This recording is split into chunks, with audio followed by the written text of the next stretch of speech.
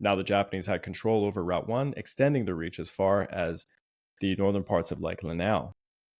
Kawaguchi's forces advanced towards the town of Ganassi, situated near the southwestern corner of Lake Lanao, where Colonel Vesey was stationed. A minor skirmish occurred at Ganassi on the morning of May the 2nd, prompting Vesey to deem the town completely indefensible, and he withdrew his men to another town named Bacolod, located on the western shore of Lake Lanao. And I'm sure there's Philippine members in the audience who are just cringing at how I'm pronouncing some of these towns again. I apologize. The Japanese consolidated their position at Ganassi while Vesey destroyed a bridge across Route 1 in a bid to impede their advance. This caused a temporary halt to the Japanese forces, and to compound their woes, the Japanese tanks that were attempting to cross the stream were struck by 2.95-inch mountain guns, rendered inoperative. Vesey had positioned this mountain gun at a perfect angle to target the Japanese as they were approaching the bridge, and as an eyewitness would remark at the time, it made up for the lack of accuracy with point-blank concentration.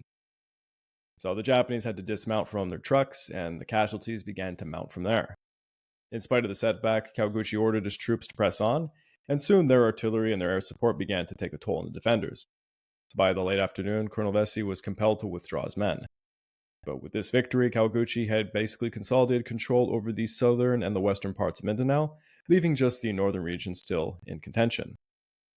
Meanwhile, the Kawamura detachment landed at the mouths of the Cagayan and Taguluan rivers during the early hours of May the 3rd, and with the support of their destroyers and aircraft, Kawamura's forces swiftly came ashore, encountering such intense resistance that the local commander, Major Webb, noted only the withdrawal of the 61st Field Artillery, with his right flank exposed, Webb was forced to withdraw from the beachhead engagement.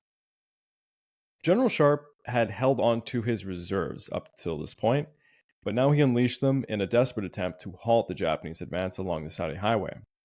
With the Japanese having secured half of the island, and being just a dozen miles from General Sharp's HQ, it was time to exhaust all of his available options. They brought up with them what remained of their artillery for Mindanao, and that was just three 2.95-inch guns. General Sharp established a defensive position parallel at the Magyama Canyon, and he was barely able to set up his guns when at 7:30 a.m. the Japanese began emerging from the Saudi Highway. The initial Japanese assault was repelled, forcing them back about 700 yards.